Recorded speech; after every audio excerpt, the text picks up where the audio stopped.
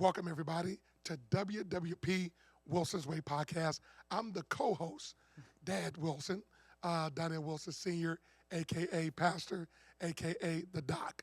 And I'm so very excited to be on the podcast with my son today. And we're going to get some fun things going to you. So first, before we get started, let me just encourage you today. Have you ever felt as if things are never working in your favor? Look, I have lived long enough to know that just when things don't seem as if they're working in your favor, just hold on, pump the brakes, just relax. Eventually, it'll work out. There's this word we call grind, that as long as you keep grinding in a positive way, eventually you're going to get to where you want to go. So again, just want to encourage you today. Again, feeling like things are not working out your way, keep grinding. That's your word for the day. I don't know if you remember, back in the day, there was a little show called Pee-wee's Playhouse, and it was word of the day. And whenever they said that word of the day, everybody just started shouting, ah! Yeah, well, I remember that growing up. Well, guess what? Your word today is grind. Keep on grinding. We love you. Wilson's Way podcast. Come on, let's have fun.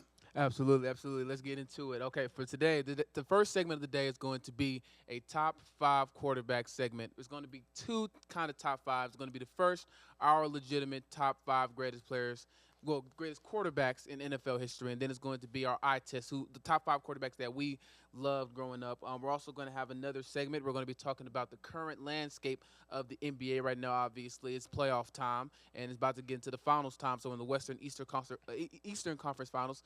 So we're going to be talking about that, the teams that we like, the teams that we thought was going to be there and now are not there. We're also going to be talking a little bit about relationships. We're not going to get full in depth into that, but we're also going to tab it on relationships, and then we're going to get into the scripture today, and then we're going to get out of here. So let's start it with the top 5 quarterbacks of all time. So on this list right here is going to be our top 5 greatest quarterbacks, and just how we did it in our NBA top 5 players. We're going to do it 2 honorable mentions, and then we're going to get into both of our top 5s. So, sir, give me one of your honorable mentions right now. Well, one of my honorable mentions, are we talking the eye test? No, this is the No, just greatest. This is the greatest. The greatest honorable mention, as a greatest honorable mention, I'm going to have to go with the great Drew Brees. Absolutely. Drew Brees is definitely a great honorable mention. Super Bowl champion, playing down in what we call the boot state, which is Louisiana, New Orleans, the boot. And I'll tell you, just a phenomenal quarterback, short in stature, but yet big when it comes to showing up for the big game. Absolutely, yeah. Absolutely. I'm gonna do my honor mention as well. I have another one, but I'm going to say this one first because he said it, Drew Brees. I have also Drew Brees in this honorable mention. Drew Brees, when it comes to statistics, is undeniable. There's nobody who touches him. He's in a category of his own when it comes to stats. Him and Tom Brady are the only 2 quarterbacks to have more than 80,000 career passing yards. Brees has 571 touchdown passes, which is also only behind Tom Brady. He has 172 wins in his regular season, which ranks 4th. He made 13 Pro Bowls, and he had a 20-year career. I feel like when it comes to, he's not the biggest in stature. He's not going to be the guy who throws, especially later in his career. He's not going to be the guy who throws 80 yards, 70 yards, even 60-yard bombs. He's not going to sit there and impress you crazy with his arm talent, but he's one of the most accurate quarterbacks when it comes to throwing the ball on a dime, when it comes to throwing the ball on a string. He always gets it to his receivers. He also beat one of my favorites, Peyton Manning, in the Super Bowl to win his Super Bowl to bring the Saints their championship, especially after the horrifics in Louisiana. So I have Drew Brees also in my honorable mention. I'm going to go my second honorable mention, which is going to be Brett Favre. I think Brett Favre is one of the most underrated quarterbacks. He's not really underrated. I feel like there's a lot of people who appreciate him, but he's not really talked about. He won 3 consecutive league MVPs in 1995 through 1997. He's ranked 4th all-time in passing yards with 71,000. He is ranked 4th in passing touchdowns. He obviously won a Super Bowl in 1996. He 20 years in the league, 19 years starting. I think Brett Favre, when it comes to all-time arm talent, when it comes to playmaking, making the big plays, doing all these things, I feel like Brett Favre is definitely one of the greatest. Absolutely. And then I think one of his last games, or leading up to the last games, playing for the Minnesota Vikings, an incredible year. They didn't get a chance to get all the way, but definitely proved so late in the game how wonderful he was. Well, my second honorable mention is Dan Marino. Yes. I'm going to go Dan Marino. You know, Dan Marino, no Yeah. Super Bowl wins, Nope. but the first QB to pass for 5,000 yards in a season in 1984, and just pure passing talent. Again, you know, he's one of the greats to have never won a Super Bowl, but definitely worth an honorable mention. Absolutely. Also won a MVP in 1984. He did end up going to the Super Bowl in 1984, but he went against Joe Montana, who probably going to hear later on in this list. So, you know, he gets unlucky. What happens sometimes, you know, when you talk about Josh Allen, he can't beat Patrick Mahomes, yet Josh Allen is also one of the greatest of all time talent. So Dan Marino is really just wrong place, wrong time against some other great all-time great QBs, but definitely worth the mention. We're going to go into our top five. Sir, give us your number 5 of the greatest of all time. My number 5, greatest of all time, I'm going to have to go with John Elway. Okay. John Elway, as I understand a career, 2-time Super Bowl champion. But, yep. You know, Former MVP. former MVP. I mean, you know, talking about a great team, you know, having great Hall of Famers, you know, one in the backfield, one is one of the great tight ends. Just a wonderful, wonderful career. I enjoyed growing up as a kid watching the great Denver Broncos. So my top 5, when it comes to that, number 5, John Elway. Absolutely. I actually like John Elway there. I would have put him in my honorable mentions, but I'm going to have to talk about somebody who I put in my top 5, and I feel like a lot of people, they would agree but wouldn't agree. I'm going to put Aaron Rodgers in my top 5. Now, Aaron Rodgers has 4 MVPs. He has 1 Super Bowl ring in 2010. Well, in 2010, I forget who they went against that year. But I feel like when it comes to just arm talent, when it comes to one of the best quarterbacks of all time, and you may even see him in my second list, I feel like when it comes to when he has, there's no hole in Aaron Rodgers' game. I feel like he's my best quarterback of all time when it comes to deep ball, middle ball, short ball, being able to read, being able to draw defenses to where putting defenses in a position that they don't want to be in, but just because that you can do everything. When it comes to magical plays, when it comes to Hail Marys, when it comes to being an all-time winner and being an all-time great, I think Aaron Rodgers, you know, adopts every single thing when it comes to that. So I have Aaron Rodgers at my 5. Even with just 1 Super Bowl ring, I feel like his talent alone as a quarterback is worth that. I'm gonna go to my 4. I don't like it here, but I have to. I'm going to put Peyton Manning at my number 4. Now, Peyton Manning growing up was my favorite quarterback of all time. Especially when I first started watching, you know, football, and then, you know, he was playing for the Colts, and then he was my favorite of all time. And then they end up winning his last year in 2016 with the Denver Broncos before he retired. So I always loved Manning. You know, he was the first overall pick in the 1998 draft. He's third all time in passing yards with 71,000. He's third all time in passing touchdowns with 539. You know, second all time when it comes to wins. You know, he obviously has 2 Super Bowl rings, Yes. 1 with the Colts and 1 with the Broncos. Yeah, Denver Broncos. But I feel like when it comes to him, the only person in this time who could rival Tom Brady was Peyton Manning. You know, when you look at Tom Brady's interviews, when you look at Tom Brady's things, he always mentions Peyton Manning and how he always was rivaling with him, you know, being obviously in the same conference, meeting him all the time in the playoffs. You know, like if you want to talk about now, it's Josh Allen's to Patrick Mahomes, you know what I'm saying? So, but I feel like Peyton Manning, when it comes to being an all-time great talent, I have to have him up there. He's one of my favorites of all time, but definitely my number 4. Well, you know what? I think we both agree. Peyton Manning is also my number 4 all-time quarterback. Definitely amazing. Here's some stats here when it comes to Peyton Manning. 5 MVP awards, most in NFL history. You know, again, 2 Super Bowl wins, incredible. But again, I mean, crazy. 5 MVP awards. MVPs. That is crazy. Always considered the best. Maybe not always won, but was always in the Super Bowl. Right. He's gotten beat by other people a lot, but Right. at the same time, he's always in the big game. He's always doing what he got to do. And Mr. Omaha. Yeah, Omaha. Yeah, and he's all-time great talent. I don't think there's really much to say much about him. What's your number 3, sir? My number 3 is Joe Montana. Yeah. Joe Montana.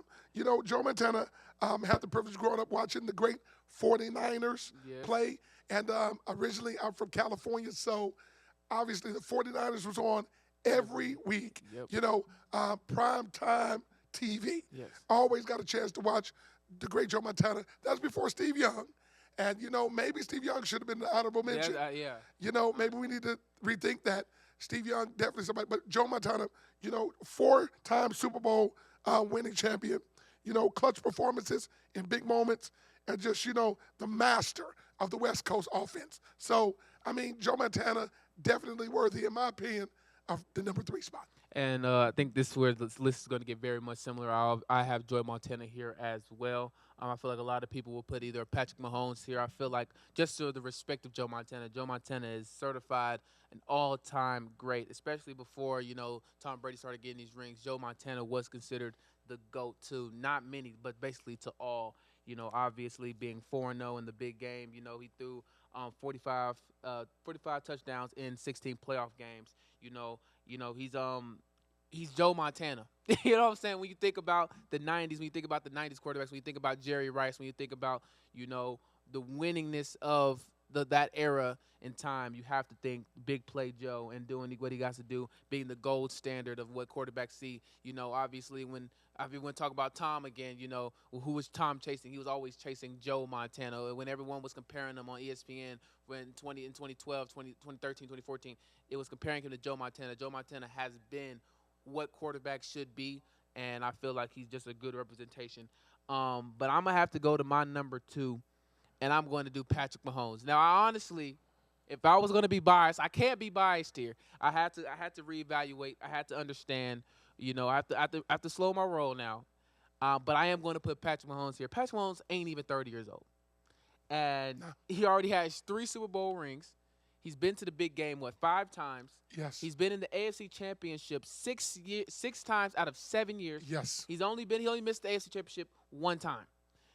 When it comes to a guy just winning and winning early, and it's not even just about winning because when I talk about Aaron Rodgers, I always say Aaron Rodgers is my best quarterback of all time when it comes to not having any holes in his game. The reason why he's not the best no more is because Patrick Mahomes took that spot. I feel like if you look at Patrick Mahomes and Aaron Rodgers' game, it's almost the exact same thing, but just absolutely. Patrick Mahomes does everything just a little bit better. And that's why I have Patrick Mahomes as number 2. But not just when it comes to the eye test and being the best. I feel like Patrick Mahomes, when it comes to winning, he's almost established a Tom Brady way of winning while also being able to be an all-time great talent, which is always not the best thing. Aaron Rodgers is who he is, but he hasn't won a lot. And like Dan Marino, you brought up Dan Marino being able to be great passer, but he's not able to win a lot because of the quarterbacks in his time. Well, Patrick Mahomes is that quarterback that makes Josh Allen fear, that makes Joe Burrow fear, that makes Lamar Jackson fear, that makes Jalen Hurts fear, even though Jalen Hurts beat him. But you're going to always have to end up running into Patrick Mahomes. And I feel like only being 29 years old, he's not even 30. He probably has another 10, 12 years left to his career, and I really believe that he can be able to bring them to a championship once again. I think he can reach 7. He's at 3. He's already been 5 times. I believe that it is possible that he could reach 7, but even if he doesn't reach 7, I think he's already I think he's one of probably the greatest quarterback to ever touch the NFL. Absolutely. Now, I know we got to get to the number 1. Yes. But I'm echoing that same sentiment. Patrick Mahomes is definitely up there. Now, a lot of people may say, come on, Wilson, you're an older guy. Yeah. Why would you put this youngster up here? Joe Montana. But, the eye test don't lie. No. This is an incredible young man. And just the way that he's so durable.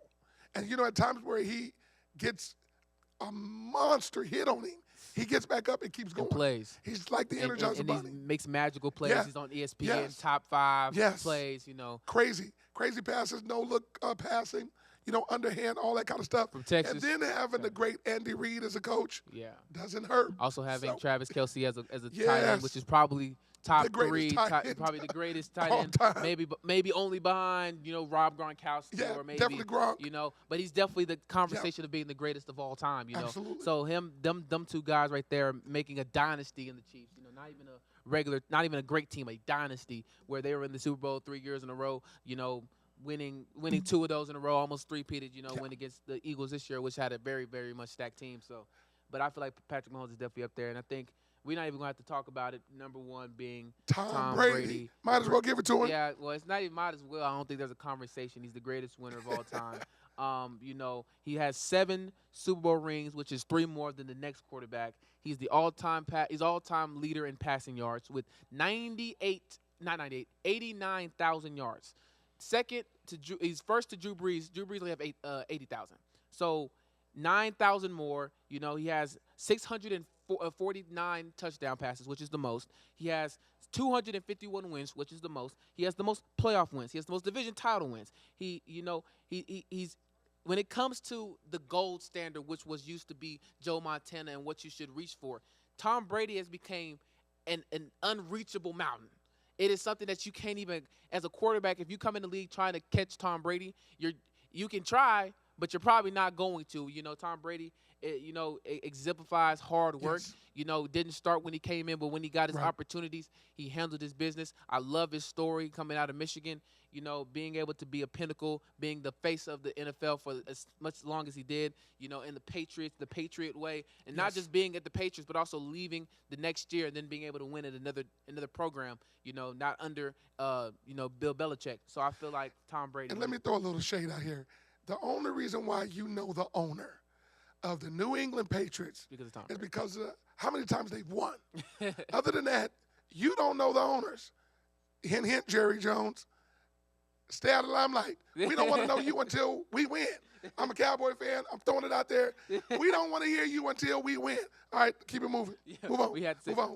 move on. Move Yeah, on, we move don't even got to stay on Tom Brady long, but we're going to the eye test list. Now, this is the list that we personally like. This is the quarterbacks that we like watching, or quarterbacks that caught our eye as we were, being sports fans or being NFL fans, being football fans, Yep. So we don't have an honorable mention list on this one, but we're going to get into the top 5 of our eye test. Now, this is the quarterback. This is our bias list, I should say.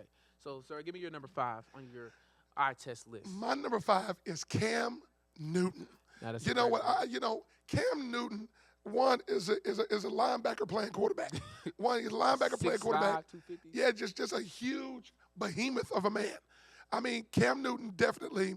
I'm not going to try to even indulge in all the stats, but the truth of the matter is, you're talking about one of the greatest rushing quarterbacks of all time. Of course, Lamar Jackson, I think, already is that, but he's definitely one of them.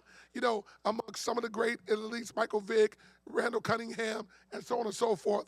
Even Cordell Stewart, who don't get no love, but we ain't talking about him today. But Cam Newton definitely number 5 on my I list. completely agree with Cam Newton, you know what I'm saying? Especially in my generation, that's who we looked up. We looked up to the Odells, the Cam Newtons. This is when you've seen all the highlights and him doing the dab and the Superman. This is one of the first Maddens I ever played, was playing with the Carolina Panthers when they were really, really good. Well, not when they were really, really good, when they had Cam Newton. Because that Yeah, team, the definitely. team wasn't even really that much good. No. You had Greg Olsen, you had the defense was stacked, but he really didn't have any And receiving they hadn't core. been good since, I think, Donovan McNair. Yeah, they weren't good at all. Is it Donovan? No, it's not Donovan not McNair. Donovan But Steve McNair. Steve McNair. So yeah. you have this Cam Newton guy who comes in, he's a out of this world talent, but you don't know what he's gonna do on the field. You don't know what he's gonna do off the field, and he's able to come in and change this program and become a face of a generation of guys, especially like my age, who love and watch him. But he's not my number 5. Even though I love him as much, I'm gonna have to go Matthew Stafford. Now, this eye test, we're not Fair gonna enough. focus so much on the stats, but I feel like Matthew Stafford, when it comes to the love that he receives from receivers. Every time I hear about Matthew Stafford when it comes to a receiver, is that he has the most perfect spiral you've ever seen. Yeah. He doesn't stagger. He doesn't waver. He has what Skip is saying. He has a clutch gene. He has the clutch gene. He has a clutch gene. I feel like Matthew Stafford. I feel like a lot of his years were wasted when he was on the Lions. I feel like that was a just terrible organization for him. Even though they're good Yeah. now, it was a good Him and organization for Megatron. him and Megatron. Yeah, and it's wasted crazy. a lot of their years. But Crazy. you've seen what Matthew Stafford did as soon as he left.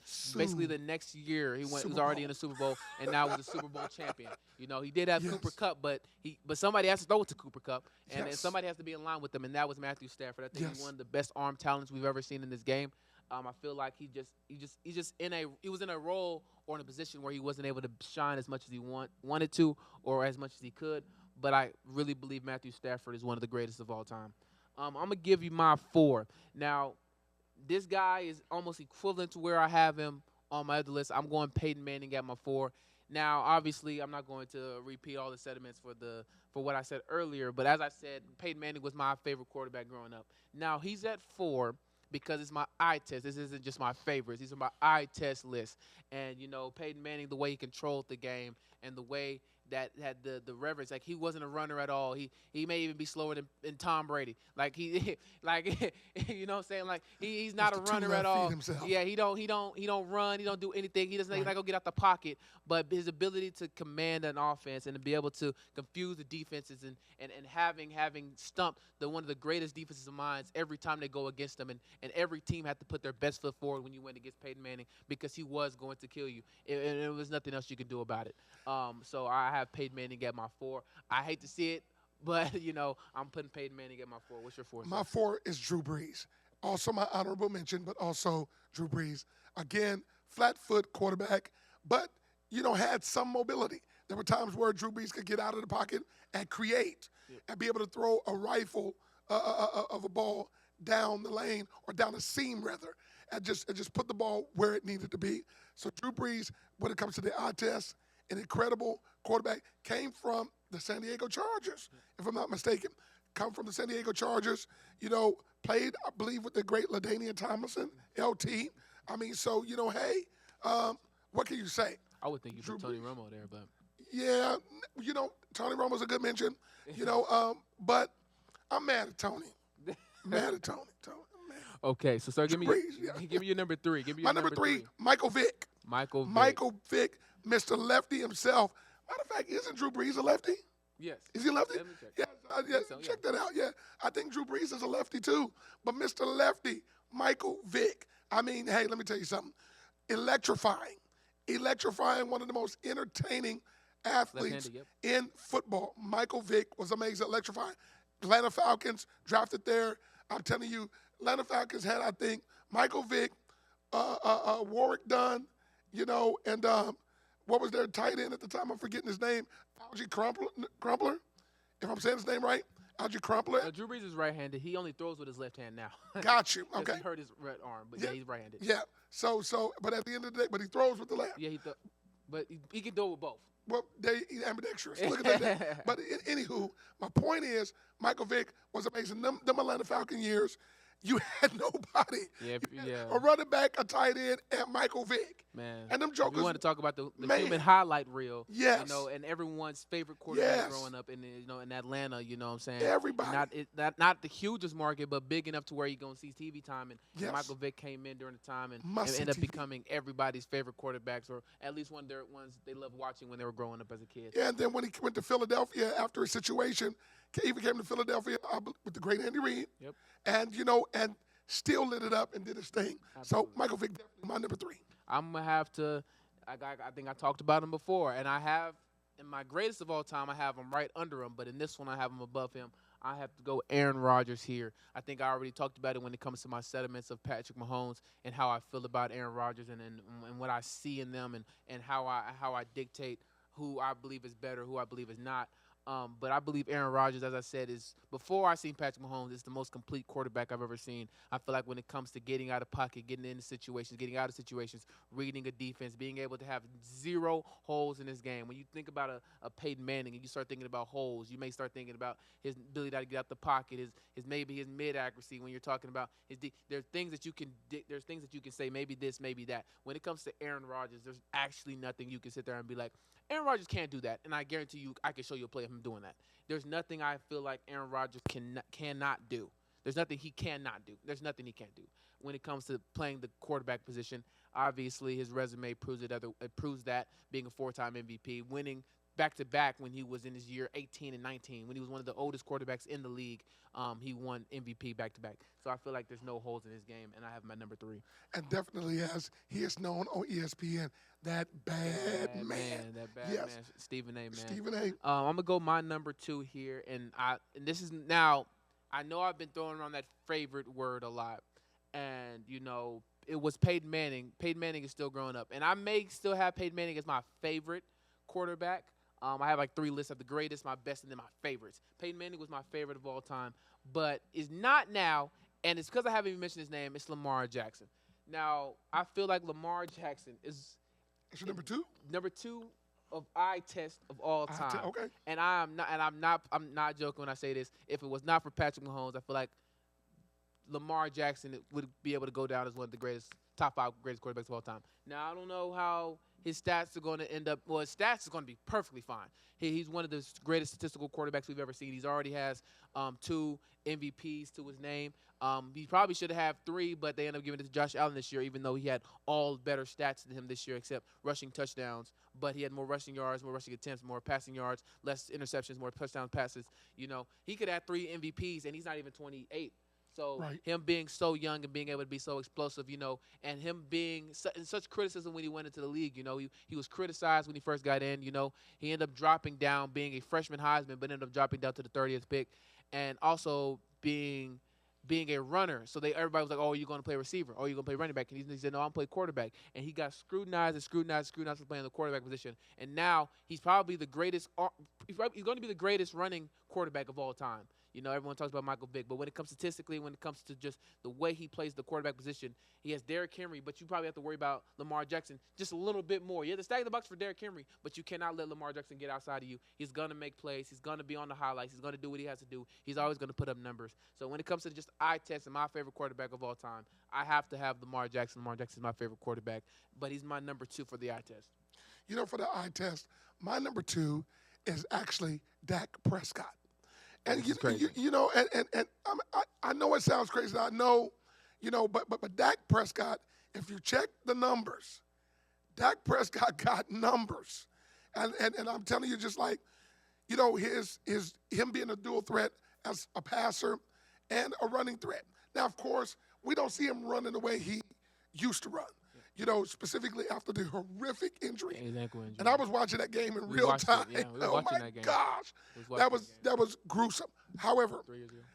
Dak Prescott does not get enough credit for the small tangibles, that he does. And truthfully, probably one of the best regular season players, as quarterbacks that we've ever seen. I play devil advocate here. I think he mentioned it earlier, and I was like, no way. I can see it. Obviously bringing the Cowboys to a 12-5 team 2 years in a row. No, 3 years in a row. It's 3 years in a row. Well, he didn't do it last year because he got hurt. Yeah, but I believe the 2 I years. think it's 2 years in a row. I think he won like 10. I think it was like 10. He won 10 wins. Okay. But so he won 12 years. He won 12. I know for a fact he won 12. Yeah. Yeah. I feel like he gets a lot of flack because he is on the Cowboys, and he's a part of America's team, and he's on the America's team, but they don't win. And he gets a lot of flack for not winning in the playoffs, and that does have some criticism to him.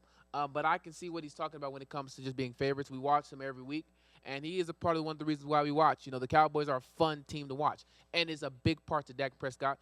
He's really good when it comes to the fourth quarter and the third quarter. Most of the time he puts himself where he has to put his back against the wall, but he's always able to swing out of it. He's always able to play good. And if we're talking about just the eye test, I feel like Dak Prescott is one of the best. I can't put him there because we don't win. I can't sit there. Like, at least Lamar wins. Lamar wins. Aaron Rodgers got a Super Bowl, and Aaron Rodgers don't always just win all the time, but he always going to be in something. Peyton Manning, obviously a winner. Matthew Stafford, even though he didn't win, he won immediately when he got to a better situation. And the Cowboys probably have the best team every year. Always has like the best team, but just can't find a way to win games. So I wouldn't even dare put him there. But I cannot deny I do love watching Dak Prescott. And if we're talking about just the eye test, I have to completely agree. Yeah, with the eye test, definitely great. Now my number 1 is actually your number 2. My number 1 is Lamar Jackson, as in terms of eye test. You're talking about this is like Michael Vick 2.0, for the lack of a better term, which I believe once Lamar starts winning, I believe he will be a winner, and they might win this year. They might win this upcoming season. But when he wins, we're definitely going to talk about him being the greatest quarterback of all time. I completely agree with that. Even if he doesn't get as many Super Bowls as Tom Brady or Patrick Mahomes. Just the overall player, overall athlete who he is. He's a passer. He's a runner. You have to scheme for him. You have to do everything. You have to do so much. You have to do so much. Just Lamar Jackson's coming to town. You have to do everything. Just so much. So I believe that it may, from the eye test, Lamar Jackson may, God will, if he can stay healthy and stay in football, may emerge as being the greatest quarterback we've ever seen. Yeah. And I'm being honest with you. And I won't say it's not close because that daggone Patrick Mahomes And, is amazing. So I won't dare say it won't be that close, but definitely greatest quarterback of all time. We may be seeing it in the making. But that's like, I said Lamar Jackson's, my favorite player, my favorite quarterback, of all time right now. But Patrick Mahomes, as much as everyone hates him, as much as you want it, it's easy to hate the Chiefs. It's easy. They always win. It's easy to hate them. But you cannot deny Patrick Mahomes' greatness. I cannot. And I hate it because you have guys in this league right now that Josh Allen's, the Lamars, the Joes, the Jalen's, even like Justin Herbert, those guys are going to be great. You have so many guys in this league who are great and who just won't be great because Patrick Mahomes. And it's hard. It's a hard pill to swallow when you have a team when you have Patrick Mahomes and you see Patrick Mahomes, in the Super Bowl 3 years straight. Like, that means there was 15 AFC teams, or 16. Is there 32 teams in the league, right? 32 teams. 32 teams. That means there's 16 teams in the AFC, so 15 teams who just ain't seen the Super Bowl in 3 years. Who haven't. And they're not going to because it's the Chiefs. And it's because Patrick Mahomes, even though he's not going to always he's not always going to go crazy in the regular season, he's not always going to do the craziest things. And even on top of that, he already has 2 MVPs. It isn't like he doesn't do good in the regular season. It isn't like he doesn't do anything good. When it comes to the eye test, when it comes to obviously the way I see being the best, the way I see doing the things, the way I see just being an all-time great quarterback, Patrick Mahomes checks every mark, and he's the best at every mark. Maybe outside of throwing power, I will give it to Josh Allen, and outside of running, I give it to Lamar. Yeah. When it comes to every single aspect of being a quarterback, there's not many. Maybe I think only Joe Burrow, because Joe Burrow can pretty much do everything too. Well, Joe Burrow can't stay on the field. Yeah, Joe Burrow can stay on the field. But the thing about Patrick Mahomes is that he's always there. He's always going to be consistent. Yep. And I feel like when it comes to being a quarterback and the intangibles that it takes to be the best quarterback in the league, I think Patrick Mahomes does that better than anybody else, period. And that's why he wins so much. But what just came to mind, and we don't give him no respect because we obviously, we're NFC East dudes. Yeah, so we're always. But I am going to say this. I'm going to shock you with this. We might have to start taking a better look at Jalen Hurts. Yeah. We might have to start taking a better look at Jalen Hurts because I get it. I can't fly with the Eagles. Trust me, I get it. I get it. However, Jalen Hurts, he's a Super Bowl champion now. Jalen Hurts. You're talking about king of the tush push. You're talking about. Man, and that dynamic with him and Saquon Barkley, we might, and I'm talking about Brown and I can't say that for Jalen because Jalen got too much talent. I get it. He has the best O-line. I get it, but I'm just saying. We might have to start talking about Jalen Hurts. We might have to. I feel like they had the conversation on ESPN. I was like, if they put Dak Prescott in Jalen Hurts' situation, is Dak Prescott not better? I feel like Dak Prescott would be a way better quarterback in Jalen Hurts' situation. The problem is Dak Prescott, as you stated, he makes bad management decisions sometimes. He's great in the company, like I said, like he's perfect when it comes to getting himself off the wall. He's the one that put himself on the wall, though. Right. That's the thing about Dak Prescott. And I will give Jalen Hurts this, as much as they try to meme him when he comes. He is straight and narrow. He's focused on his goals, and he's focused on being the greatest and being the best and being the best version of himself, which I absolutely do love. I'm not hating on Jalen Hurts at all. I just don't like the Eagles. I will never like the Eagles. Me too. I don't like the Eagles. But and Jalen Hurts is a part of that. And I don't disrespect Jalen Hurts. No. I love Jalen Hurts as a quarterback.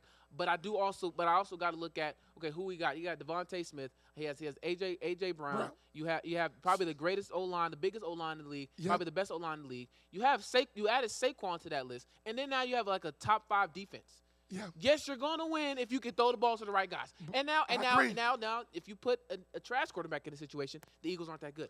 Right. I completely agree with that. Yeah. But at the same, and Jalen Hurts is a perfect calm to the Eagles storm. He's a perfect calm to the Eagles storm. He really is. He really is. So I feel like for that situation, but if I'm talking about just a guy, I feel like you put Patrick Mahomes anywhere, they're gonna win. I really believe that. I feel like you put Lamar Jackson anywhere. Fair enough. They're going to win. Well, we saw that with Peyton Manning. Yeah. Take him off the Colts, put him in Denver, and what they do. I feel like you can win anywhere. I got you. I do not feel like Jalen Hurts could go to a team like the Chargers. I'm not hating on it. And that's not hate. I don't think Dak could go to a team like the Chargers and all of a sudden win 12 games. No, I don't think that either. But I feel like Dak would do more with the Philadelphia All offense. I'm saying is just watch. Yeah, I think Because, I mean, they're you gonna know, win. I've been watching football a long time, and of Yeah, course, I'm not a they're gonna Philadelphia win. Eagle fan at all. However, I'm still an NFL fan. And You at the got end to, of the yeah. day, You gotta respect the I'm greatness. not saying, I'm not throwing Hurts in none of this, but we might have to watch. Yeah, We might have to watch. He may be named Mr. Consistent. yeah, he's gonna There be. might so be something consistent. about that. Yeah. We might need to be keeping an eye on that. Yeah, absolutely. Move But on. yeah, but that is our top fives. We have the greatest of all time. You know, we don't. Well, I'll repeat my list. You know, I have honor mention Drew Brees, Brett Favre, Aaron Rodgers, Peyton Manning, Joe Montana, Pat Mahomes, and then Tom Brady as my one. And then in my other list, I have Matthew Stafford, Peyton Manning, Aaron Rodgers, Lamar, and then Patrick Mahomes. What was your list, sir? Look. Of course, I had Drew Brees and John Elway. Yes. Definitely in there. And then I'm gonna go from the from the top down. Let me pull my stuff back up. My memory isn't as good as these young folks. I know you had Tom. I know you had Pat. I know you had I Joe. had Tom, Pat. Oh, you had Peyton Manning too. I had Tom, Pat, Peyton Manning, Dan? Joe, and no, Dan Marino. Actually, Dan Marino, Dan Marino was in there my honorable honorable mention. mention. John And then Elway Elway was my was number five, five. yep. So, and then of course, And then you had Cam. then I had Cam Newton, of course, Drew Brees, Michael Vick, Dak Prescott, Lamar Jackson. Yeah. And those are our now that we're done with our top five lists for our quarterbacks, now we're going to be transitioning into our segment about the NBA. And right now, in its current landscape, obviously we know that it's playoff time, and that now, well, at the current recording of this video, we know the Eastern Conference Finals, which is the Knicks versus the Pacers, and then out west we're going to be. Well, we learn tomorrow night whether it's going to be the Nuggets or the OKC, and it's going to be versus the Minnesota Timberwolves. Now, I believe. Well, we can actually start here. Who do you have winning the Eastern Conference Finals, and who do you have winning the Western Conference? I have the New York Knicks winning the Eastern Conference Finals. I believe that they are going to be, I'm going to say, the solution to what's going to stop the Indiana Pacers. I do feel that there has been a little bit of luck that has gone on with the Indiana Pacers. Again, for those of you that love the Pacers, I think that the Pacers really got maybe two good things going, and that's Halliburton and Rick Carlisle. And obviously, Rick Carlisle is coaching. Yes. I'm talking about coaching. So, and as he is, the former coach of the Dallas Mavericks, bringing us our championship in 2011. But I think the New York Knicks, Mr. Clutch, Jalen Brunson is the truth, and Indiana's going to have problems. Yes. Yeah, they got problems. I'll be devil advocate to this. I will say I do have the Pacers. Now, I'll say I have the Pacers because I did not. Now, I will give the Pacers this. No, let me say this way. I'll give the Knicks this. The Knicks did have to go against the Celtics. They beat a full healthy Celtics team, and before Jason Tatum went down, and they were already up in the series before that, and they lost the game after Jason Tatum went out. So it wasn't like they got lucky. No, they were already beating the Celtics. And their first series against the Detroit Pistons, which gave them a really good series. I knew New York was going to win that series. But Detroit being obviously a young team, playing hard, playing fast. The Detroit's going to be scary, but I feel like that was a good first team for them. And then the Celtics and being able to prove to themselves, being able to feel themselves a little bit and say, you know what, we can play with the best of the best. Yeah. And we could give that. So I'll give the Knicks that much. But, when you talk about the Pacers, they beat Giannis in the first round. And then they beat this Cavaliers team. Now, when it comes to this Cavaliers team, I understand when we talk about, the Cavaliers didn't have Garland, they didn't have Mobley, and they didn't have Hunter in the first 3 games. And the Cavaliers, most definitely in that second game, gave that game away. I think we was watching it towards the end. And then they were up by like 7. And then I forget it was Nimhard, I forget who it was, who made those 2 points. And then it was a foul. And then obviously getting the foul and getting the board off the rebound and the free throw. And then being able to make that shot by Halliburton, which is obviously a legendary shot, which is definitely going to go down his legacy when it comes to Pacers series. And Halliburton is not overrated. And he's not overrated. Not overrated. So then obviously you have the next game when we have Mobley, Garland come back and they win that game, but then they end up losing 2 straight. I feel like the Pacers are in a situation where they're always the underdogs and they're always having to prove something. And I feel like, Right. and especially in this series, I feel like the Knicks are saying we're the Knicks, we beat the Celtics. And I'm gonna go to the next part of the segment, but I had the Celtics winning it all. I didn't think there was a team better than the Celtics, and the Knicks proved that they can beat them. So, but I do believe that the Pacers have something to prove. I think Halliburton has something to prove. Everyone's saying that he's overrated. Everyone's saying that he's not that good of a player. Like, he's just in a system that No, favors him. he's good. But he's actually that good of He's a that player. good, yeah. You have obviously have Pascal. You have Miles Turner. You have all these young guys. These Yeah. young guys are ready to eat. But then you also have a little bit of that leadership and that veteranness that's able to push them over the edge. It's going to be a tough series. I think it's going to go 6 or 7. I don't think this is going to be an easy series. I love Jalen Brunson, but I'm going to say I have the Pacers coming out of it just to be a little devil's advocate. And to Knicks that. have the home court advantage. They do. So I think Which is going that's tough. Knicks at 7. I'm going Knicks at 7. Yes. We're going to move on to the Western Conference Finals. We're first going to talk about who we think going to win against OKC and the Nuggets. Me and my father, we talked about this maybe a couple nights ago. I was like, I think it was when it was 2. I don't know if it was 2-1 or if it was 2-2 because the Nuggets were up 2-1, Yep. and then the OKC won back to back. Yep. And we were like, the OKC better win at Nuggets because if Nuggets beat them at their home, I feel like the Nuggets are going to go back to win. And now we're in a situation where it's 3-3 and they're going back to OKC. I 100% believe that the Nuggets are going to beat them tomorrow night. I completely have faith in Jokic.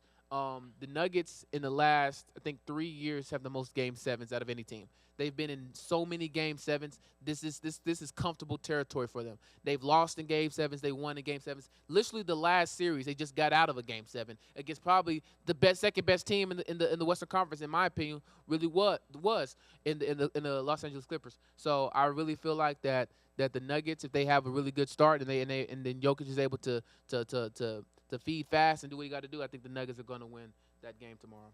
Yeah, I got the Nuggets in 7. I definitely believe they're going to beat the young team.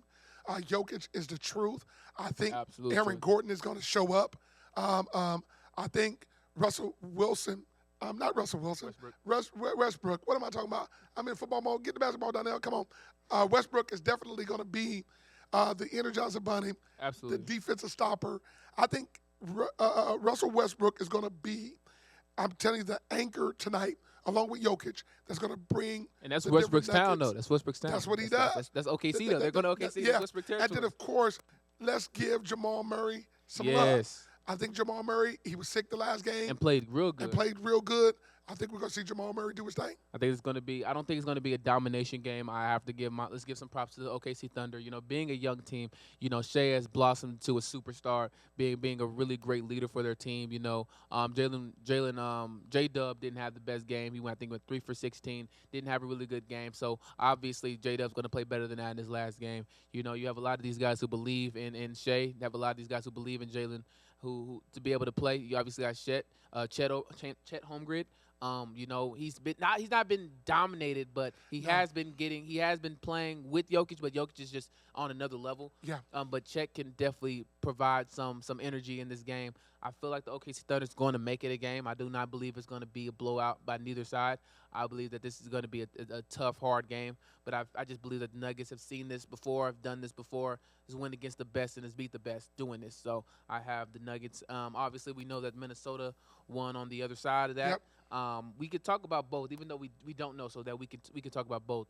If we're right and Nuggets do win, it'll be Minnesota versus Nuggets. This will be basically a rematch of last year in the second round, and we see Minnesota come out on top against that.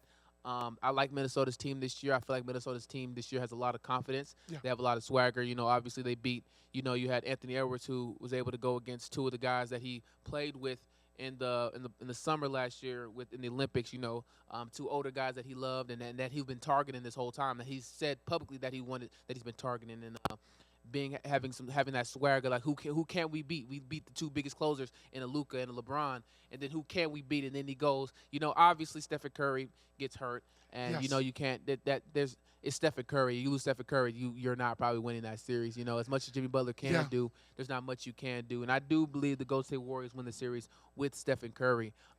But they beat a really good Warriors team, a fun Warriors team, a very cohesive Warriors team. I feel like they have a lot to prove. I feel like they have a lot to still go for. And I don't think they're going to slow down anytime soon. No, realistically, I had Golden State winning the championship. Yep. Me. I had them winning the championship. I believe that there's so much as in terms of a cohesiveness with that team. So well coached. And then, of course, the floor general, Draymond Green. But you can't do it without Steph Curry. The greatest shooter of all time. I mean, come Probably on. a top 10 player of all time. Yeah, definitely. So I just believe that, unfortunately, Golden State got the bad luck of the draw. And, kudos and shout out to Minnesota. Yeah. But it doesn't take anything from Minnesota. It doesn't. But if we can just fast forward out that thing, we're going to see Minnesota and the Knicks in the finals. I believe that there is a thing going on with Denver where Denver runs out of gas. Denver. Because that is two 7-game series back to back. Yeah. They're going to run out of gas, and I think that Minnesota has enough rest. Is too tough, too young, and above all, Anthony Edwards. Anthony Edwards. Yeah, I just kind of think that's a tough guy you got to guard. Yeah. I don't see anybody on the Nuggets roster. Maybe I think the OKC will put up a better fight against Minnesota. I think my father's right on that. If the Nuggets come out of this, they're going to be too gassed, and it takes a lot out of you to go back every other night and going into these hard-fought games every single game. Every single game's a hard-fought game. They had 2 hard-fought fights back-to-back, especially when they were talking about the years before that when they won in 2022, and they was like, they had the most easiest series ever. Now they have probably the hardest series in all of the going against the OKC and then going against the Clippers, who's probably the 2 best teams outside of the Nuggets, I believe, in the Western Conference. But here's what's not fair to Denver. Anthony Edwards didn't play some of his greatest basketball in the Golden State series. So that means he's due. Anthony Edwards is due some great basketball. Yeah. And so we might, as in the words of Jamie Foxx on the Jamie Foxx show, a star is born. So, Anthony Edwards is definitely, I think, finna show out. Yeah, but I don't really have anybody on the Nuggets. It really don't matter whether it's Denver or OKC. Now you do have Russell Westbrook who could get in his face, and it's gonna bring that energy back to him because because Ant tries to also be that facilitator. Well, that guard dog, that big dog, the one that's talking, trash. He's usually that guy. But then you're gonna have a Russ who's going to be able to clap back at him, who also is probably going to guard him a lot during that series. I don't think it's going to slow him down any, but no. I think it's definitely going to be something different that he's going to see. I think it's going to be a good series if he goes against OKC. I also have, and now if they go against OKC, I'm not really sure because I don't know if they have any answers for. They may have answers for. No, they don't have a lot of answers because Julius Randle. I just thought about it. Julius Randle has an answer. Jaden McDaniels them guys they're playing out of their minds right now. Yeah. They're playing at such a high level. Come on. Yeah, I don't even have OKC beating them. And then Nas Reed off the bench at any time. Then Gobert. He can turn into Wilt Chamberlain. Yeah, man. When he gets the Lakers, he was man prime Shaq. Yeah, Shaq had to say. That Gobert's dominating. Yeah. Something I never thought I heard. Yeah. Never thought I ever say. Gobert 27 dominated. and 24 rebounds. Yeah. Man, say 20-20 game. You know. So I feel like the Minnesota Timberwolves are probably gonna make it to the finals this year. And now that's gonna be a tough. So if we got Minnesota coming out the West, I'll side with you on. Well, I still have the Pacers. But I'm gonna side with you on the Knicks. The Knicks probably have a better chance of coming out the East. You have the Knicks versus the Minnesota Timberwolves. How do you see that going? Wow, I don't know. Because you're talking about dogs on both sides of the ball. Yeah. Cat got something to prove. Yeah. Definitely got old something teammates to because prove. that's Cat's old team. Jalen, Randall got something to prove. Yes. It's a whole lot going on there. So I don't know. But again, when you're talking about who's the best player on the floor between Minnesota and the Knicks, it's Anthony Edwards. But Jalen Brunson is also always due, though. I think Jalen Brunson is more consistent of a top performer. I feel like there's a lot of time. And is still super young. So, and is the best player on the floor, but he's also not as consistent as Jalen Brunson. Jalen Brunson is always going to be a guy. If you're trying to you have to, they're in the meeting rooms, they're saying, okay, we're not going to focus on Jalen Brunson today. We know he's going to get 35, 40. We know he's going to do it, but we have to stop his other guys. We're going to stop. We're going to make him make shots, and he will make his shots. There will be games where we've seen in these playoffs that we've seen Anthony Edwards in the first half go 0 for 10. We seen it happen. Anthony Edwards, but then you'll have he's D'ing up though. Yeah, but he's D'ing up though. Yeah, he's gonna play defense for sure. Yeah, he loves it. He loves that Two-way defense player. side of the ball. Yep. But he'll go 0 for 10 from the field, and then then he'll dunk on somebody. Then all of a sudden he's in the Yeah, mood. now he's That's how he's going, yeah. you know. But Yeah. he hasn't even been always the leading scorer on his team every night. He'll drop a 40. He had a 46 game, but then he'll drop a 20 game, a 19 game, a 16 Yeah. game. He's not always a leading scorer, and I feel like Jalen Brunson is always going to bring that energy. He's always going to bring that pop to him. He's always going to be the highest scorer on the team, and then you always have like a flair and a cat. You know, all of a sudden he can go hard from the 3-point line, and then you have a Mikal Bridges on there. No, is it Mikal Bridges? Yeah, Or Mikal Bridges. Mikal Bridges? Yeah, it is Mikal Bridges. Yeah, Mikal Bridges on there. You got Josh Hart, who's going to play hard. He's going to play hard. He's not going to back down from anything that they throw at him. So it's going to be a tough team. It's going to be a really, really good series. If that's the finals. Now, for those of you who are thinking or who think that the NBA is kind of like a conspiracy theorist type of league. You want to talk about the Dallas Mavericks? No. We can go there in a moment. Okay. But it will be a better finals with the Knicks in there. Yes, absolutely. It'd be a better finals Way with the better Knicks. finals. Yeah. But if they wanted a really good finals, they would have got the Lakers in the finals. Well, they would have done. Unfortunately, and we'll segue to that when we talk about the Mavericks. Yeah. And it's getting the number one lottery pick. So it's most obvious. Well, are we segueing now? Let's do it. All right. Move on. So we got the Let's do it. Dallas Mavericks, right? You know, obviously we live in a great state of Texas, and we're Yes, we Mavericks do. fans. Dallas Stars fans, Stars. We Dallas Stars Stars. fans. They finna go to the finals. Yes, I'm calling they're it. gonna do it. The Stanley Western Cup. Conference The Finals. West. They're gonna do both. They're gonna go to the Western I Conference, agree. and then they're going I to Stanley Cup. I You know what agree. I'm saying? We gonna call it now. We may get a chance to go to one of them games in that lit environment. The Dallas Stars environment is so fun. Definitely. Yeah. So but the Dallas Mavericks. Obviously we have the great tragedy and the trade of Luka Doncic. That was a sad day. I remember we got the call. I think it was the Royal Rumble that night. I was watching the Royal Rumble because I'm a WWE fan. If no one knows, I'm a big WWE fan. And then Usos, the Uso won, and then now he's the champion now. But that night we was watching it, and then we were going to sleep, and then it was like 11 o'clock at night, something like that, and I get a notification, Luka Doncic traded to the Lakers for Anthony Davis, right? And I thought I was asleep. I know I'm so serious. I thought I was asleep because I have lucid dreams at times, and I really thought I was asleep. So then I come downstairs, And he's screaming. and I'm screaming, "Dad! Hey, Dad! What? I'm like, what you want? Luka got traded." And he go, "That ain't real." that ain't real? No, he didn't. He That's didn't even fake hesitate. news. He didn't even hesitate. He was like, "That's not real." No, Yeah. no. And then everybody's like looking at the date of his April 1st. And all of a sudden, I get my ESPN do, and I look on there. I'm like, "Hey, Luka got traded, man! Come on, man!" Man, that was a depressive day. Not even like kinda, like it was just bad.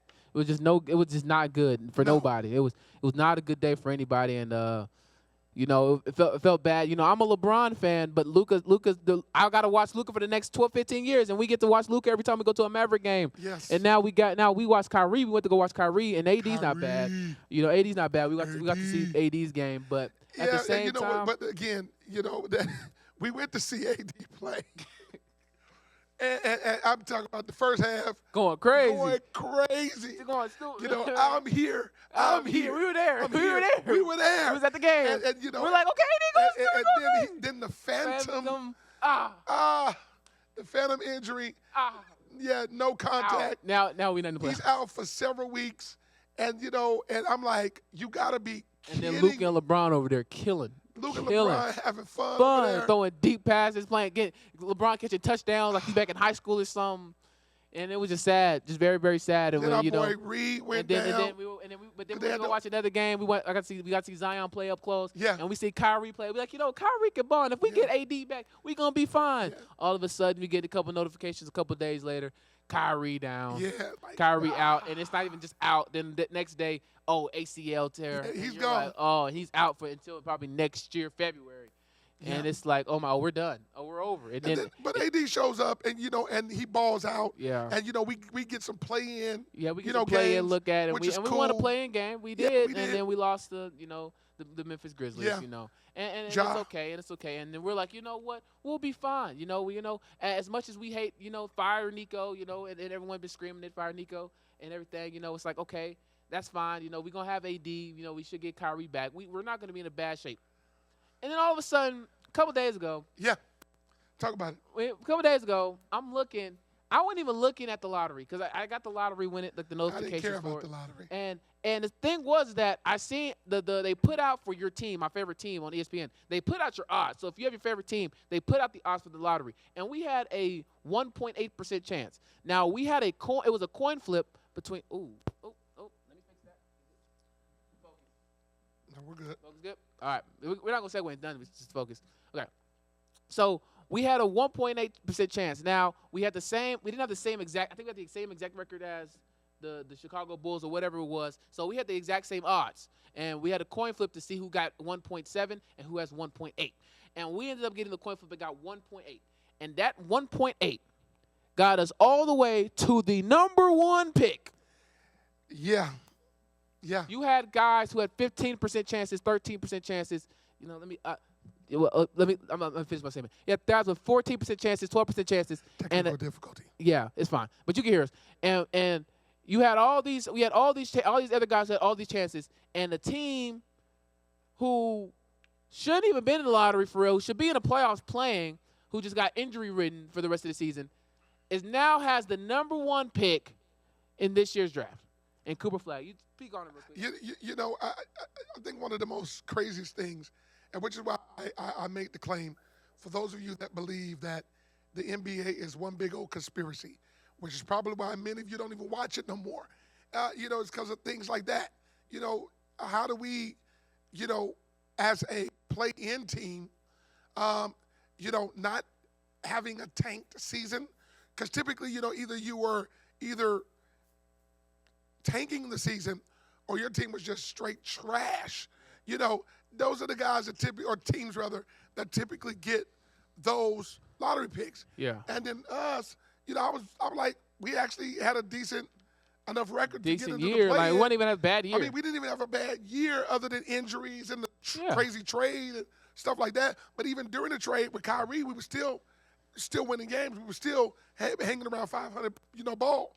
And all of a sudden now we get the number one pick, and now possibly Cooper Flag is about to, you know, join us. And, man. And we're talking about conspiracy Crazy. theory, man. We were because everybody, especially with this Luka trade, like Yeah. you see so many things about it. It was the biggest thing for like 3 weeks. Yeah. And it was like you just don't trade a guy like that. No. That's not a thing. Like that's not a thing Generational you talent. trade. Like it's not even beyond. It's beyond generational. He's 20. I think he's like 26. I think he just turned 20. Actually, he just turned 25 in February, and he already has 5 NBA selections. Yeah. That's not a guy you trade. That's like LeBron. That's LeBron. Like he's not just all NBA selections. 5 first team. First team. 5-time starter in the All-Star game. Yeah. They were just in the finals the year before. We were Yeah. in the finals the year before. Yeah. While he was playing injured. While he was playing injured in the finals.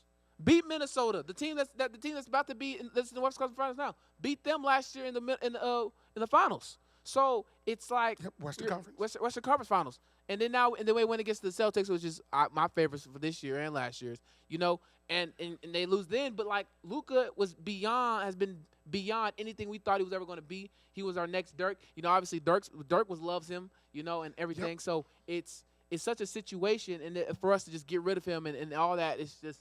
But to be able to get back now in Cooper Flag and all these different things, it's like there was something definitely going on. Like there has to definitely been like a ratings thing. There was a thing I had watched. You know, the Lakers are obviously been the most watched team in all of the NBA. Even before this trade, they were the number one team played in 2K. They're obviously where all the stars go. This is where all the stars live. You know, they're in the most populated state in all of the United States. You know, obviously probably the biggest city in all of the United States. And, you know, you have 2 teams there, and they only care about one of them. Yeah. You know what I'm saying? So even though the other team is probably better. The other team is probably better than them, but they only care about one team. So the idea of trading him to the Lakers, you know, just ups the Lakers, makes people want to watch more. Obviously, he's a flashy player, you know, international player, being able to bring international eyes to the product more because now he's on the Lakers. It's such a conspiracy, and then Nico had to get all this fire, but now he seems like a genius because now his AD, Kyrie, and then now maybe get a generational in Cooper Flag, man, and that's such a crazy thing, and you know this is conspiracies, and it is the reason why people don't watch because there's so much tampering and it's so much like taken away from the prestige. And none of these trades can really go down without the permission. Yep. of the league office, Adam Silver of the and league all the office. owners So, and so at the end of the day, it's just a whole bunch going on that causes people like, I don't want to watch this I don't watch it because I think it's all rigged and everything. Even though I don't believe it's rigged, because you still got to shoot the ball into through the hoop. net. You still got got to do that. You still got to do all Much as of the that. refs want to give you calls, you still got to put the ball. You in still the got to put the ball in the rim, and so at the end of the day, I don't believe that none of our professional leagues are rigged at all. Yeah. Of course, can they be influenced? Absolutely. Yes. What situation isn't, right? Yeah. It's like, Millions of dollars, billions of dollars Yeah. going to it. It's going to be that's like influenced. being someone who's a boss, on your job, and you know someone who's a friend of the family or a family member who needs a job. Your influence, is it going to help them get the job? Yeah. Come on, I mean, It is. stop. We do that in every situation. It's not just only professional sports. We do that in all facets of the world. So again, I don't believe there's no conspiracy as in terms of our professional sports leagues that we all love. But at the end of the day, there are some things that just kind of raise red flags and kind of get you thinking. But hey, you know what?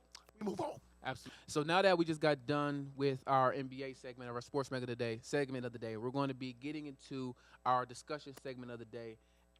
We talk about a lot of things on this podcast. So we talk about sports, we talk about maybe politics, we'll talk about anything else on here. But today we're going to touch it. We're not going to get too deep on it. We're going to allow the audience to dictate a little bit of that. But we're going to be talking about a little bit when it comes to relationships today. I'm going to be asking my father a couple questions. For this segment, I'm asking my father a couple questions. And he's going to answer the question, and then it's going to either cause a discussion or we're going to move forward. It's going to be 4 to 3 questions. We'll figure it out. We'll get there. And then after this segment, we're going to have our scripture of the day, and then we'll go about our lives. Okay, so the first question we have, so these questions is going to give you a question, and then we're going to get into it, and we're going to have like debate angles or whatever it is about it, and then whatever it is. We're going to go. All right. First statement. The man should always pay for the first date. Agree or disagree? I agree. I agree that a man. Disagree. I agree. And call me a caveman, but I believe a gentleman should always pay for the first date. If he's going out with a young lady or a woman of his choice, and you're going out to have a good time, whatever that is. Particularly, we're talking about paying, whether it's a movie, dinner, everything appropriate. Let me just say that. Everything appropriate, because we're inappropriate these days. Yeah. But a man should pay for it. I believe he should. No. I don't know about that.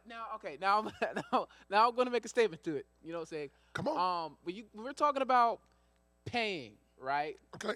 I think I heard this. Whoever had the idea of going on a date should be the one who should be paying. Like if a female approached me and was like, "Oh, let's do this, do that," why would I pay? Even if it was her idea. Now, I'm a complete believer in 50-50. Especially nowadays. If I'm meeting somebody, and he's young, y'all. He's young.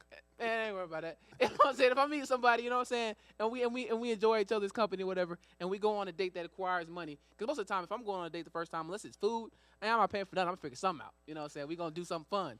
But if we're going on a first date and if someone has to pay for it, I'm gonna say 50-50. If it was mutual, and I feel like a man should pay if it was more like the man really really wanted to go and the woman's just there. Well, in my opinion, the man should have been the one who initiated the date. That's not always true nowadays. I get it. It's but tough now. But I think that that's the issue with society, that our men are not assuming their role as a man or a gentleman in that relationship or the date. He should be the one to initiate it, and if he initiates it, then he controls the narrative. But initiation now causes so many problems. Like if you initiate, all of a sudden you get things turn to this, turn to that, then all of a sudden you may be behind bars. And you don't know what happened, all because you just want to approach somebody. Don't know what happens, you know what I'm saying? Especially in this social media age, you approach somebody, all of a sudden you're in a laughing stock on Instagram, laughing stock on Twitter, or Offense, or whatever you want, wherever they got. You know what I'm saying? So you're the laughing stock everywhere if it goes wrong. You know what I'm saying? So I don't. There was a term that was used when me growing up, and many of you that are around my age or older, and you may even notice if you're young, there was a term that we used when it came to a man and a woman, that the man has to have game. Yeah. If he You has got that game now. but if he has game, if he has real Real game. game. Real game. I'm talking about real game. Yeah. Not this fake game. This I social wasn't media. talking No, about me if now. he- No, no, I'm not no. talking about you. I'm talking about in general. If the man has legitimate game, then he controls the narrative, and so therefore I believe he should pay. But see, But I feel like most if a men, guy really unfortunately, has don't game, have no game. I feel like if a guy really has game, he should be paying, bro. You should figure it out. Well, And I don't remember the last time I paid. I ain't gonna lie. let me tell you this. We will move on, but again, I believe that a man should pay. A gentleman should always pay. All right, second question. Don't move in with someone until you're married. So let's say someone has a relationship, a long-term relationship. Should they don't? The statement is don't move in until you're married. Agree or disagree? I agree. Do not move in with someone, particularly that when you're not married. Of course, those are my personal convictions. That if you're going to play house, then that falls in the lines of marriage between a man and a woman, and so with that being said, no, you should not move in with someone you're not married to. I completely agree. There's too many things that can go on in that, especially if you're in a relationship. Now, if it's a male and female dynamic, even being roommates, even if there's not a romantic relationship, even being roommates is tough. But to be in a full on relationship, and you're not married, like what does that really mean? What is that saying? Like, what are you allowing that you shouldn't be allowing? And all those different things like that. I completely agree with that one. We can move forward with that one. Quote 3, or rule 3, I should say. You should meet someone through friends or church, not online. Yes, and this is no knock to people who have met people online, but I don't want to meet someone I've never ever saw in person. That's too weird. That's just my if opinion. you meet through a friend, no. I mean, but at the end of the day, now we've got someone. Even though I've never met them before, at least I know someone who knows you. Them. Yeah. So therefore, of course, you can't take everyone's word for it, but I'm going to take some type of word Majority from a mutual of the time, friend. Yeah. And and you said at church. I mean, obviously you got to be careful with that one too, right? Yeah. I mean, at least go to the same church and have seen this person a while and watch their worship life or their relationship with God, life. And if things are lining up, then okay, if that's your cup of tea, go for it. If you're seeing inconsistencies in that, leave that alone. Because if it's inconsistency in their relationship with God, there's going to be inconsistencies with their relationship with you. Yeah, I would agree to a degree because there are dating apps out there, and there's a lot of people who don't go out. Like, there's a lot of people who don't got a lot. Let's say the person doesn't really have a lot of friends, but they want to meet somebody, but their friends all married, and then like maybe my situation, like all my boys, you know what I'm saying, they all got girls, they're married. My best friend is married. My other boy, he's a long-term relationship. Like, they're not gonna just be out there trying to have people for me, and they girls, I don't want any of their friends. You know what I'm saying? So I'm okay. You know what I'm saying? I'm cool with it. Be careful. They might watch. They might be watching. They know them. I know them. I know them all. They know me. You know what I'm saying? So you have dating apps. You have Christian dating apps. You got other dating apps. Some of them aren't good, but there are ones that are good. You have DMs. Like, say if you see somebody on. Now I would deter from that. I have my experiences with that. I would deter from DMing people. Don't do it. You know what I'm saying? But like DMing people, because I feel like there's a lot of lust when it comes to that. When you get into that, like, oh, she looks good, oh, I like this about her, so then I'm going to DM her to get into this situation. I wouldn't always agree to that situation. I feel like there's a lot of, not good things that happen. And then also for guys, unless you super popular on Instagram or whatever, the shawty who you trying to text, she's not going to text you back, bro, because she gets texted by a bunch of other dudes. So, that's a whole other situation. But I would agree to a degree. I think it is better if you meet through friends or at church.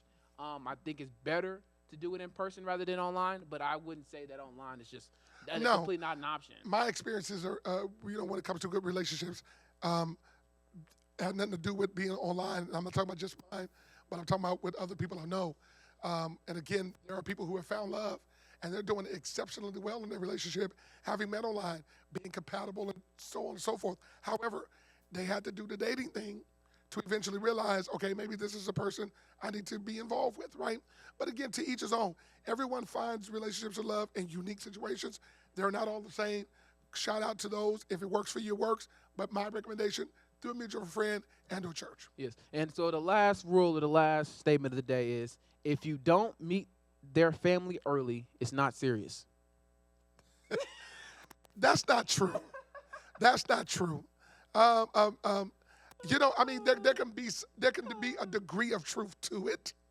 There can be a degree of truth, but that's not always true because here's the thing: not 9 times out of 10. I don't know why that person may not always want to know your family. If the girl I meet, she don't know, if she don't know you by now, yeah, she ain't serious. Yeah, She don't know you.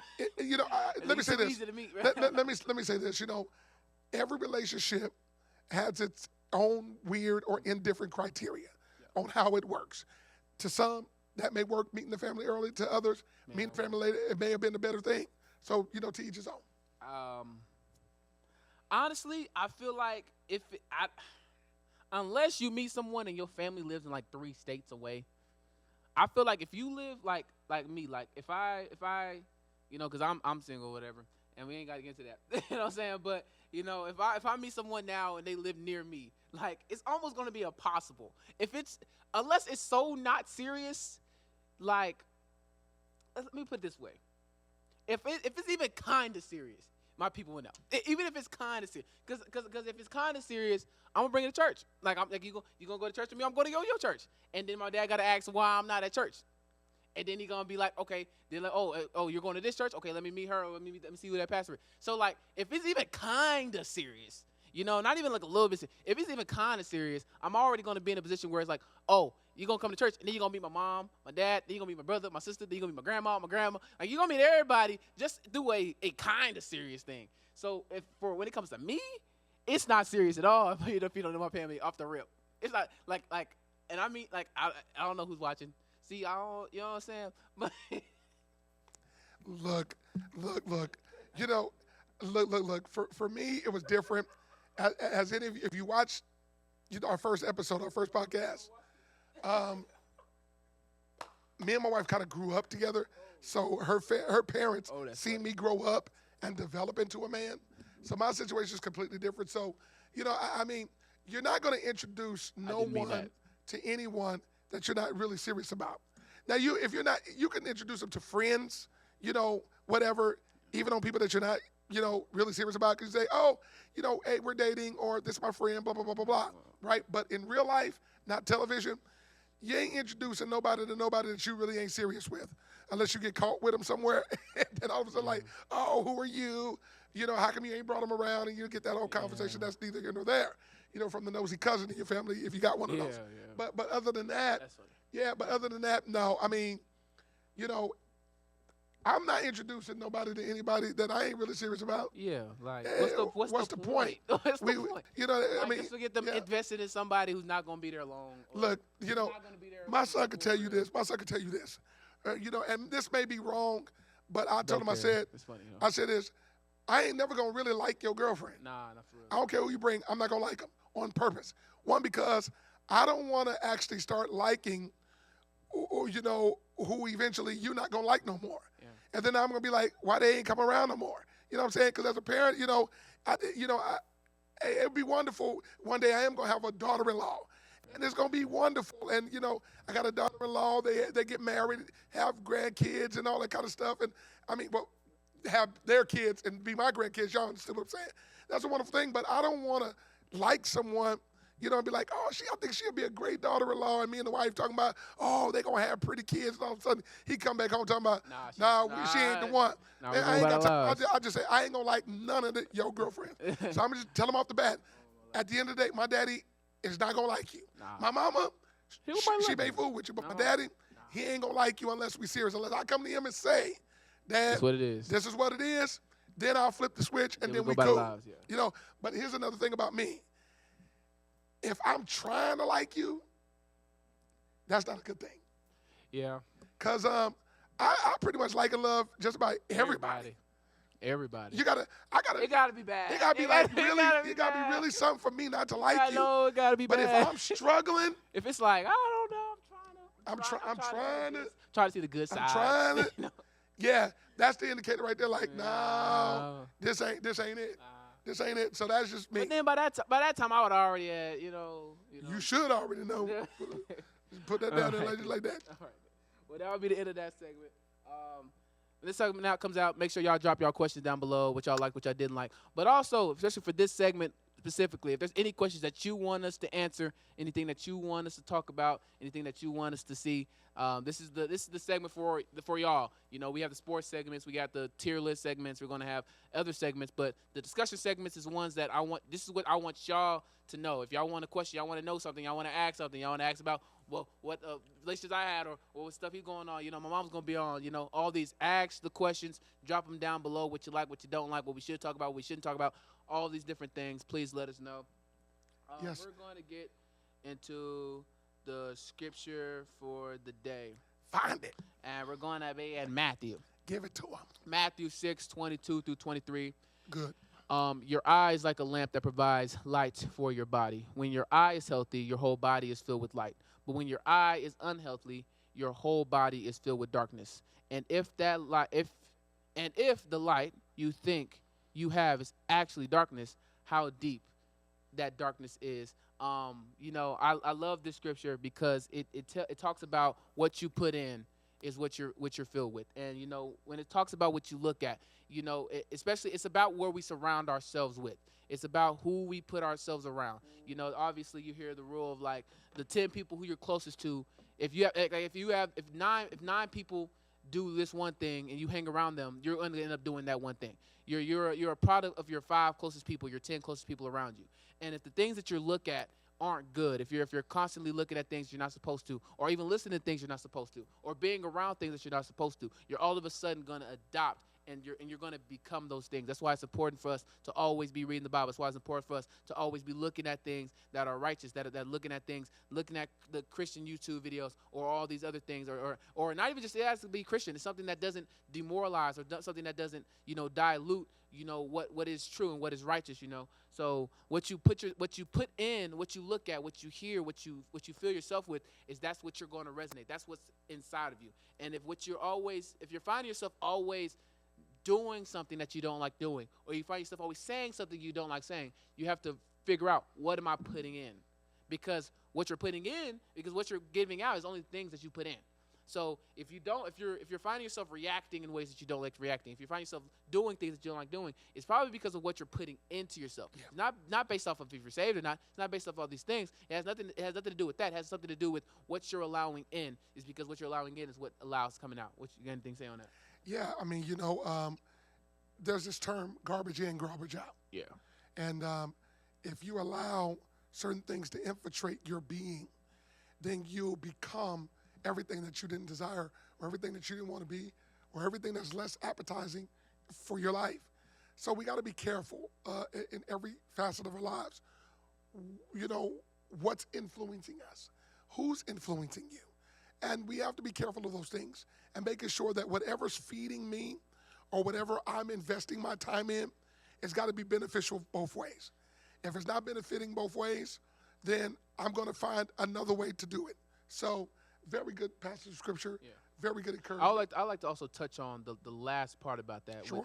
And it says, and if the light you think is actually darkness, how deep that darkness is.